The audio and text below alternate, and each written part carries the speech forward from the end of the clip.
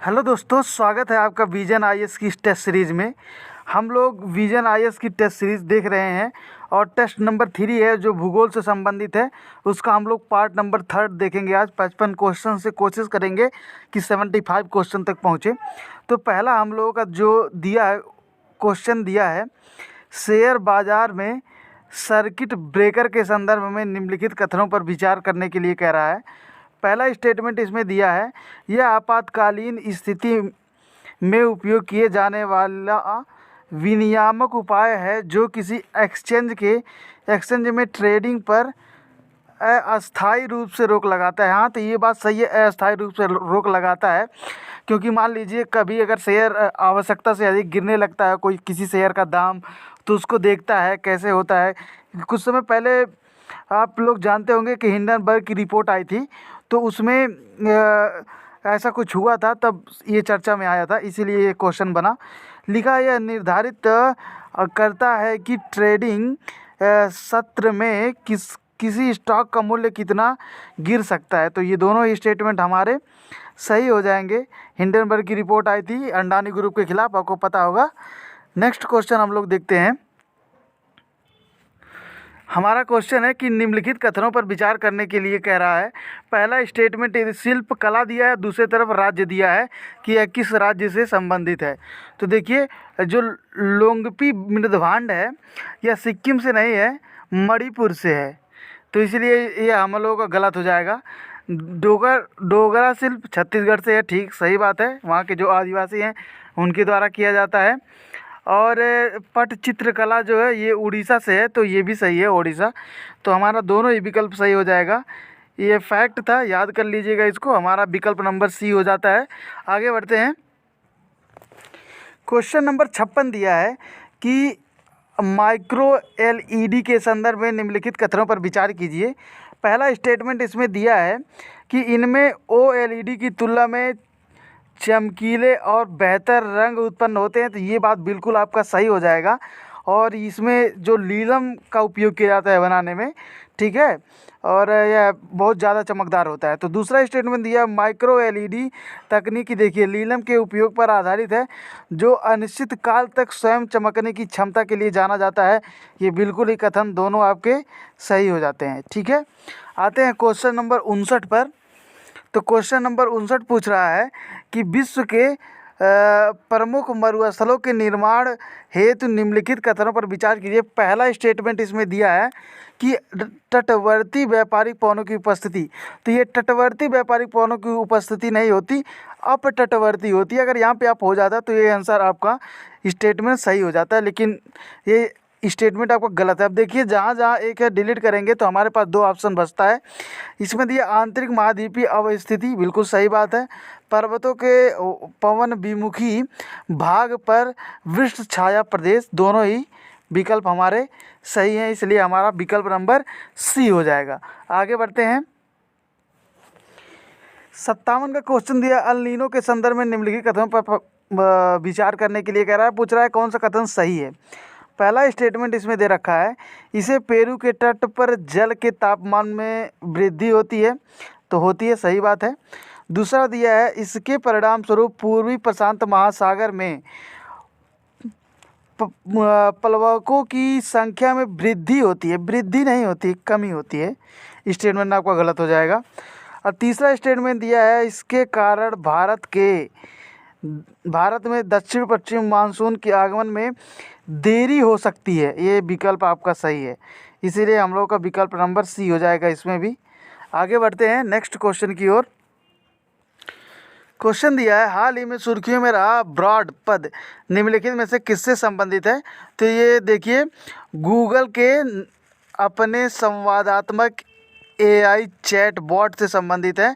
और ये जानते हैं कि जीपीटी जो चैट जीटीपी है उस तकनीकी पर एक तरह से कहीं ना कहीं काम करता है। इसका उपयोग हम इनोवेटिव निबंध लिखने में, इनोवेटिव आंसर लिखने में कर सकते हैं। जैसे कि वो जितनी बार आप टाइप करेंगे अलग अलग प्रकार का आंसर उसमें लिख कर आएगा। चलते हैं नेक्स्ट क्वेश्चन की ओर। आप इसे गूगल पर सर्च करके देख भी सकते हैं। हमारा 61 नंबर का क्वेश्चन दिया है, अफवाह प्रतिरूप के संदर्भ में निम्नलिखित कथनों पर विचार कीजिए।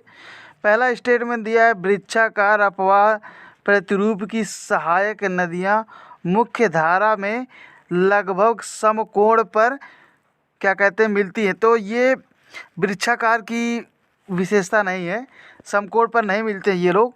इसमें जानते हैं आपका क्या होता है, ये जो वृक्षाकार होते हैं ये अलग अलग दिशा में, ऐसे मान लीजिए यहाँ पे बिंदु है, ऐसे मिल जाएंगे, ऐसे मिल जाएंगे, ऐसे मिल जाएंगे, ऐसे मिल जाएंगे, किसी भी तरह से मिल सकते हैं। ठीक है, तो इसलिए ये स्टेटमेंट हमारा गलत हो जाएगा। दूसरा दिया है, अरीय प्रतिरूप उन क्षेत्रों में पाया जाता है जहाँ धारा एक केंद्र से मिलकर बाहर की ओर प्रवाहित होती है। तो ये विकल्प हमारा सही हो जाएगा। तो हम लोग का विकल्प नंबर बी होगा। आगे बढ़ते हैं, 64 नंबर का क्वेश्चन देखते हैं। इसमें दिया है, हिमालय पर्वत श्रृंखला के संदर्भ में निम्नलिखित कथनों पर विचार करने के लिए कह रहा है। पहला स्टेटमेंट दिया है, सिंधु और सतलुज नदी के बीच की स्थित हिमालय के भाग को पंजाब हिमालय कहते हैं। सही बात है। सतलुज और काली नदी के बीच स्थित हिमालय के भाग को कुमाऊंग हिमालय कहते हैं। बिल्कुल ठीक बात है, ये सब आपको एनसीईआरटी में मिल जाएगा। तीसरा इसमें दिया है, तीस्ता और दिहांग नदियों के बीच की स्थिति हिमालय के भाग को असम हिमालय के नाम से जाना जाता है। ये भी सही है। तो हमारा इसका विकल्प नंबर डी हो जाएगा। आगे बढ़ते हैं, हमारा अगला जो क्वेश्चन है दिया है कि जैव विविधता विरासत स्थल के संदर्भ में निम्नलिखित कथन पर विचार कीजिए। पहला स्टेटमेंट दिया है, पर्यावरण संरक्षण अधिनियम 1986 के तहत राज्य सरकार को जैव विविधता जो स्थल है को अधिसूचित करने का अधिकार है। तो ये 86 नहीं है, 2002 है, 2002। ठीक है, तो ये हमारा स्टेटमेंट गलत हो जाएगा। दिया या तोसो लद्दाख का पहला जैव विविधता विरासत स्थल है। तो ये सही हो जाएगा। पहला स्टेटमेंट हम लोगों का गलत है। ठीक है, बढ़ते हैं अलग क्वेश्चन की तरफ। हमारा क्वेश्चन दिया है कि उत्तरी मैदान के संदर्भ में निम्नलिखित कथनों पर विचार करना है। पहला स्टेटमेंट इसमें दिया है कि शिवालिक की तलहटी में मंद ढाल वाले मोटे जलोढ़ क्षेत्र जहाँ सरिताएं तलछट में विलुप्त हो जाती हैं भांगर के नाम से जाना जाता है। तो बिल्कुल सही बात है, भांगर के नाम से जाना जाता है। दूसरा दिया, अत्यधिक बलुई दोमट वाला मृदा वाले पुराने जलोढ़ को खादर के नाम से नहीं, भांगर के नाम से जाना जाता है। तो स्टेटमेंट गलत हो जाएगा। यहाँ पर दिया है, बाढ़ वाले मैदानों में नए निक्षेप को भांगर के नाम से, ये गलत है, पुराने निक्षेप को भांगर के नाम से जाना जाता है। यहाँ पे उल्टा कर दिया है। ठीक है, तो आपका जो क्वेश्चन नंबर 65 है उसका आंसर हो जाएगा आपका ए। आगे बढ़ते हैं, हमारा क्वेश्चन है कि निम्नलिखित में से कौन से दिसंबर जनवरी माह के दौरान उत्तरी भारत में अत्यधिक ठंड की व्याख्या करते हैं। ठीक है, महाद्वीपीय स्थिति, बिल्कुल सही बात है। हिमालय में होने वाला हिमपात, ये भी सही है। लेकिन यहाँ पर देखिए, तिब्बत के पठार से आने वाली ठंडी हवाओं का प्रभाव, ये गलत है। तिब्बत एक गर्म स्पॉट पॉइंट है, वहाँ पर ठंडी हवाओं का कोई मतलब इफ़ेक्ट जलवायु पर नहीं पड़ता है भारत के उत्तरी भारत में। तो इसलिए गलत हो जाएगा तीसरा वाला स्टेटमेंट, और बाकी दोनों सही है। इसलिए हम लोग सी को ट्रिक कर सकते हैं। हम लोग देखते हैं क्वेश्चन नंबर 66। इसमें दिया हुआ है, प्रमुख वाह कारक के रूप में पवनों द्वारा निर्मित स्थलाकृतियों के संदर्भ में निम्नलिखित स्थलाकृतियों में से कौन सी पवनों की अपरदनात्मक गतिविधियों का कारण निर्मित करते हैं या होती है। ठीक है, तो इसका देखिए, इसका हो जाएगा आपका, देखिए ज्यूजेन, ये हो जाएगा, मेसा हो जाएगा, बरखान नहीं होगा। ठीक है, तो आप ज्यूजेन, मेसा और बरखान इसको गूगल पर सर्च करिए, देखिए क्या है, इसके बारे में पढ़िए, बेसिक चीज़ है। आगे बढ़ते हैं। ठीक है, तो हमारा अगला क्वेश्चन है, निम्नलिखित कथनों में से प्रायद्वीपीय नदियों पर विचार कीजिए। पहला स्टेटमेंट इसमें दे रखा है स्वर्ण रेखा, दूसरा दिया है श्रावस्ती और तीसरा दिया है ब्रह्मणी।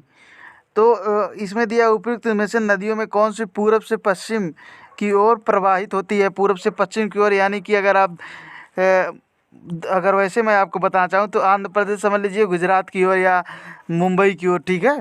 कौन से होते हैं प्रवाहित, तो ये देखिए इसमें आपका केवल एक ही नदी है, वो है आपका ये वाला श्रावस्ती, ठीक है। तो हमारा विकल्प बी हो जाएगा। इसको आप मैप में देख सकते हैं, जो जहाँ नदियों के बारे में दिया होगा मैप में, उसमें आप देखिएगा कौन सी नदी किस तरफ जा रही है, ठीक है। नेक्स्ट क्वेश्चन हम लोग देखते हैं, क्वेश्चन नंबर 70। इसमें दिया है निम्नलिखित में से कौन सी ब्रह्मपुत्र की सहायक नदी है, ठीक है। तो ब्रह्मपुत्र की सहायक नदी देखिए, दिबांग भी है, लोहित भी है, ठीक है। दिबांग लोहित, अब देखिए जहाँ 4 और 2 एक साथ हो, कहाँ 4 और 2 एक साथ हैं, एक विकल्प आपका ये निकल जाएगा, ये भी विकल्प निकल जाएगा। अब देखिए इसमें आपका 2 विकल्प बच गया। अब देखिए 50-50 का चांस हो गया ना। लेकिन ये जो सुबनसिरी है ये भी ब्रह्मपुत्र की सहायक नदी है, तो हमारा विकल्प सी हो जाएगा। इसी तरह से देखिए आप 50-50 का चांस बन रहा है, तो इसका मतलब हम लोग कुछ तो आंसर के अपने करीब आ रहे हैं। आगे चलते हैं नेक्स्ट क्वेश्चन की ओर। क्वेश्चन नंबर 68 दिया है, जल क्रिया के कारण विकसित मरुस्थल स्वरूपों के संदर्भ में जल की अपरदन प्रक्रिया के परिणाम स्वरूप कौन से स्थल रूप निर्मित होते हैं, ठीक है। पहला स्टेटमेंट इसमें दिया है घाटियाँ, ठीक है, घाटियाँ निर्मित होती है। दूसरा दिया है अवनमित कुंड, ये भी सही है। नदी रोधिकाएँ नहीं बनती, जलोद पंख भी नहीं बनते हैं। अब आप नदी रोधिकाएँ और जलोद पंख के बारे में एक बार ज़रूर पढ़ लीजिएगा, ये सब बेसिक है। और हम लोग देखते हैं तो इसका विकल्प कौन सा हो जाएगा, ए हो जाएगा, क्योंकि हमारा तीसरा और चौथा गलत हो गया है, ठीक है। क्वेश्चन नंबर 71 देखते हैं। सुनामी के संदर्भ में निम्नलिखित कथनों पर विचार करने के लिए कह रहा है, और कह रहा है कौन सा कथन सही है, सही के बारे में पूछ रहा है। देखिए जैसे ही सुनामी की लहरें खुले समुद्र के से उथले जल में पहुंचती हैं तो इनकी ऊंचाई तेज़ी से घटती जाती है। देखिए जैसे ही सुनामी की लहरें खुले समुद्र से उथले जल में पहुंचती हैं तो इनकी ऊंचाई तेज़ी से घटती जाती है। तो देखिए अगर सुनामी विशाल समुद्री लहरों की श्रृंखला होती है, आपको पता ही है, और और यह समुद्र के भीतर भूस्खलन ज्वालामुखी प्रस्फुटन से गिरने से उत्पन्न होती है तो बढ़ती है, ठीक है। खुले जो समुद्र में है उसमें सुनामी की लहरें ऊंचाई सतह से कुछ फीट ऊंची होती है जब खुले में होती है, लेकिन जब वह उथले में आती है तो वह और तेज़ी से ऊपर उठती है। तो इसलिए आपका ये विकल्प यहाँ पे जो लिखा है तेज़ी से घटती जाती है, तो तेज़ी से घटती नहीं बल्कि तेज़ी से बढ़ती जाती है। तो ये स्टेटमेंट हम लोग का गलत हो जाएगा। दूसरा स्टेटमेंट दिया है कि खुले समुद्र से उथले जल में पहुँचने पर सुनामी की गति बढ़ जाती है। खुले समुद्र से उथले जल में पहुँचे गति में कम होती है, गति बढ़ती नहीं है।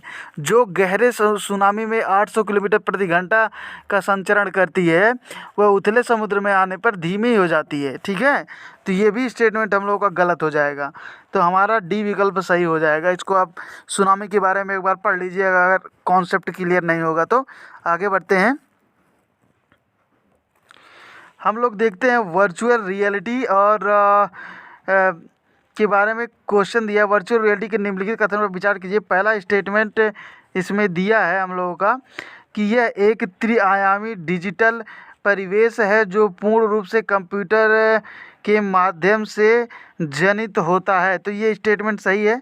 दूसरा दिया, ऑगमेंटेड रियलिटी की भांति वर्चुअल रियलिटी छवियों को देखने के लिए किसी उपकरण या गियर की आवश्यकता नहीं होती है। ऑगमेंटेड नहीं है, ये गलत है, ठीक है। ऑगमेंटेड में क्या होता है मैं बताता हूँ आपको। ऑगमेंटेड में एक नई जो वास्तविकता का निर्माण नहीं होता इसमें जो पुराने मोबाइल में पहले से टैबलेट में जो मोबाइल फ़ोन में शामिल होता है उन्हीं चीज़ों को डिजिटल छवि के रूप में दिखाता है, ठीक है। जैसे आप मान लीजिए इंस्टाग्राम का फ़िल्टर आप लोग यूज करते होंगे, इससे स्नैपचैट का जो लेंस है वो यूज करते होंगे, तो वो आता है ऑगमेंटेड में। बाकी ये हम लोगों को वर्चुअल रियलिटी के बारे में पूछा है, तो ये दूसरा स्टेटमेंट हम लोग गलत हो जाएगा, इसलिए हमारा पहला स्टेटमेंट सही हो जाएगा। तो हम लोग क्वेश्चन नंबर नेक्स्ट पर चलते हैं। ये दिया है अपारदर्शी मृदा के संदर्भ में निम्नलिखित कथनों पर विचार कीजिए। पहला स्टेटमेंट इसमें दिया है कि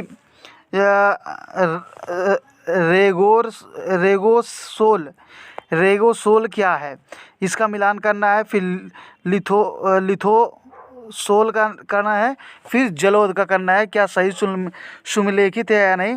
तो ये तीनों ही विकल्प हमारे सही सुमेलित नहीं है। जो रेगोसोल है, रेगोसोल को हम लोग देखिए, यह एक अविकसित जो अपरिपक्व चीज़ होती है, तो ये हम लोग का गलत हो जाएगा रेगोसोल।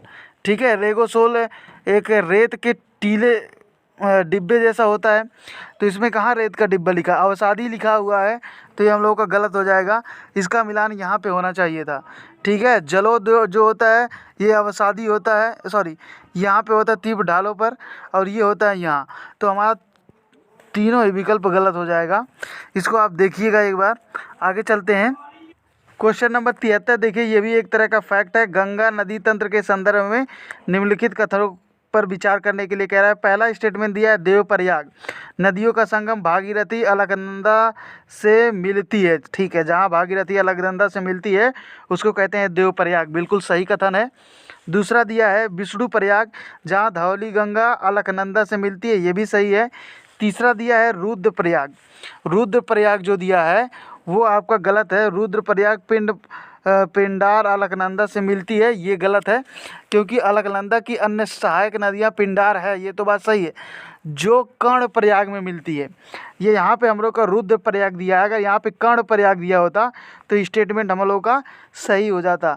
तो ये स्टेटमेंट गलत हो गया, इसलिए हम लोग विकल्प नंबर ए सही हो गया। चलते हैं अलग क्वेश्चन की तरफ। क्वेश्चन नंबर दिया है 76, निम्नलिखित में से कौन सी रेगर या काली मृदाओं की विशेषताएं हैं?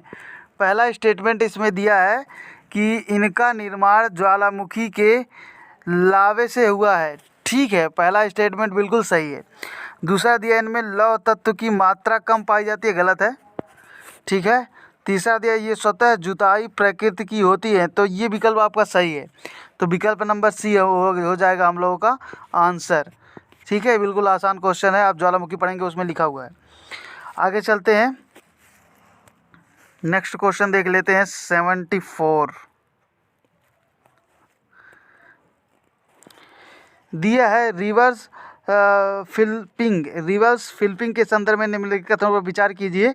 यह दिया है पहला स्टेटमेंट, यह एक विदेशी संस्थान के स्वामित्व को वापस भारत में स्थानांतरित करने की प्रक्रिया है, तो ये बिल्कुल सही है। रिवर्स मतलब वापस हो ही जाएगा, आप फिलिपिंग समझ सकते हैं। दूसरा दिया है पश्चिमी देशों में कर्मचारियों के लिए वीज़ा प्रतिबंधों के कारण कंपनियां रिवर्स फिलिप करती हैं, तो ये जो रिवर्स फिलिप करती हैं, ये देखिए कंपनी जो मतलब निजी कंपनी होती है, और जैसे कि वेंचर कैपिटल से पूंजी को आसान बनाना, आसान वहाँ तक पहुँचाना, तो इस तरह से राउंड ट्रिपिंग से संबंधित नियमों में बदलाव करने के लिए भारत के पूंजी बाजार की बढ़ती परिपक्वता के कारण रिवर्स फिलिपिंग करती है, तो इसमें भारत की भूमिका होती है। इसमें जो पश्चिमी देश आ गया बीच में, ये गलत हो गया है, तो इसीलिए हम लोग का आंसर हो जाएगा ए। आगे बढ़ते हैं, क्वेश्चन नंबर देखते हैं 77। इसमें दिया है भारत की लैटेराइट मृदा के संदर्भ में निम्नलिखित कथनों पर विचार कीजिए, बताइए कौन सा कथन सही है। ठीक है, पहला स्टेटमेंट दिया है, ये सामान्यतः भारी और काले रंग की होती हैं। ठीक है, लैटेराइट मिट्टी सामान्यतः भारी और काले रंग की होती है, तो आप लोग समझ सकते हैं कि काले रंग का लैटेराइट काले रंग का नहीं होता है। ठीक है, तो इसको हम डिलीट कर सकते हैं। जो इसका रंग लाल होता है, आपको पता ही होगा लैटेराइट का रंग लाल होता है, यहाँ पर काला लिख दिया है, तो ये विकल्प गलत हो जाएगा हम लोगों का। तो पहला जहाँ जहाँ उसको डिलीट करें, तो ये हमारा स्टेटमेंट, ये हमारा गलत हो गया। अब बचा है 50-50 का चांस हम लोगों के पास। ये उच्च तापमान और भारी वर्षा वाले क्षेत्रों में अच्छी तरह से विकसित होते हैं। हाँ, तो ये बात सही है, लेकिन दूसरा हम लोग भूल गए पढ़ना, इनमें कार्बनिक पदार्थ और ह्यूमस की मात्रा अधिक पाई जाती है, ये गलत है। ठीक है, तो जहाँ दो है उसको डिलीट कर दीजिए, अपने आप विकल्प हो जाएगा आपका डी। चौथा पढ़ लेते हैं। इनका उपयोग व्यापक रूप से मकान निर्माण के लिए प्रयोग किए जाने वाले ईंट बनाने में किया जाता है। ठीक है, किया जाता होगा। आगे बढ़ते हैं। दिया है कि निम्नलिखित परिच्छेद पर चर्चा करने के लिए कह रहा है। पहला स्टेटमेंट इसमें दिया, ये गुंबदनुमा विशाल अंतर्वेदी चट्टान है जिसका तल समतल एवं एक पाइप रूपी वाहक नली के नीचे से जुड़ा होता है और इनकी आकृति धरातल पर पाए जाने वाले मिश्रित ज्वालामुखी के गुंबद से मिलती है और अंतर केवल यह होता है कि यह गहराई में पाया जाता है और इसे सतह पर पहुंचाने वाले लावा का स्थानीयकृत स्रोत माना जाता है। तो ये एक कथन दिया हुआ है। किसके बारे में यह परिच्छेद कह रहा है, ये पूछ रहा है। तो ये परिच्छेद जो कह रहा है लोकोलिथ के बारे में कह रहा है। ठीक है, ये लोकोलिथ के बारे में कह रहा है। तो हमारा जो स्टेटमेंट 75 क्वेश्चन नंबर 75 का बी हो जाएगा विकल्प। आज का हमारा आखिरी क्वेश्चन है 78 का। उसके बाद हम नेक्स्ट वीडियो में देखेंगे 25 क्वेश्चन जो बचे हुए हैं। क्वेश्चन दिया है, ज्वालामुखी गतिविधियों के संदर्भ में भू आकृतियों के संदर्भ में निम्नलिखित कथनों पर विचार कीजिए। पहला स्टेटमेंट दिया है, शिल पृथ्वी के भीतर जमे हुए लावा की क्षैतिज परत है। ठीक है, बिल्कुल सही बात है। डाइक ऊर्ध्वाधर और अंतर्वेदी भू आकृति होती है जो दीवार जैसी संरचना के रूप में विकसित होती है। सही है। बैथोलिथ आग्नेय चट्टानों का विशाल पिंड होता है जो पृथ्वी के भीतर गर्म मैग्मा के जमाव के कारण निर्मित होता है। तो ये भी सही है। तो इस हिसाब से हमारा विकल्प नंबर हो जाएगा डी। अब ये हमारा तीसरा पार्ट था भूगोल का जो टेस्ट हुआ था, टेस्ट नंबर 3 विजन IAS में। तो अभी इसका जो 22-23 क्वेश्चन यहाँ बचा हुआ है उसको हम नेक्स्ट लेक्चर में लेकर आएंगे। तो thank you so much for watching this video. और ज़्यादा से ज़्यादा इसको शेयर भी करिए ताकि सबको इसका लाभ मिल सके, जो दिल्ली में नहीं रहते हैं उनको भी। और जमकर पढ़ाई कीजिए। Thank you so much.